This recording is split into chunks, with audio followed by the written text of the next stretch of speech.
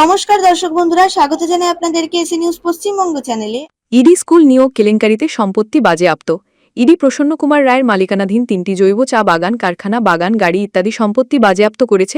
অভিযোগ অনুযায়ী অবৈধ নিয়োগের মাধ্যমে সংগ্রহ করা মলান্দি গ্রামের তমন্না খাতুন 9 শিশু মৃত্যুর ঘটনায় আরও 3 জন গ্রেফতার, মোট গ্রেফতার সংখ্যা 4। পরিবার সিবিআই তদন্ত দাবি করে। দামোদর ভ্যালি কর্পোরেশনের নদী খনন না করার কারণে বন্যা ও জলাধারণ সমস্যার দিকে কেন্দ্রের দৃষ্টি আকর্ষণ করেছেন মুখ্যমন্ত্রী। রথযাত্রার আগে দীঘায় পুজোর উদ্দেশ্যে পৌঁছে বিরোধীরা আক্রমণ করেছেন দাবি করে মুখ্যমন্ত্রী বিজেপিকে টার্গেট করেছেন। মমতা ইসরায়েল ইরান শান্তির পক্ষে। সংসদে ভাষণ দিয়ে তিনি ভারতীয় কূটনৈতিক পদক্ষেপের মাধ্যমে ইরান ইসরায়েলের উত্তেজনা কমানোর আহ্বান। আইএমডি অবধি জানাচ্ছে 30 জুন পর্যন্ত রাজ্যে ভারী থেকে অতি ভারী বর্ষার সম্ভাবনা। দক্ষিণ ও উত্তরবঙ্গ ভাগে আলাদা সতর্ক সংকেত। ক্যালকাটা হাইকোর্ট কেলানাময়ী গাঙ্গুলিকে ইডির ফাঁকা কাজে মামলায় জামিন দিয়েছেন, যদিও সিবিআই অন্য মামলায় তিনি কারাগারে রয়ে গেলেন। এই ছিল আজকের মুখ্য সমাচার। এরকমই নিউজ আপডেটস পাওয়ার জন্য চোখ রাখুন এসি নিউজ পশ্চিমবঙ্গ চ্যানেলে। ধন্যবাদ।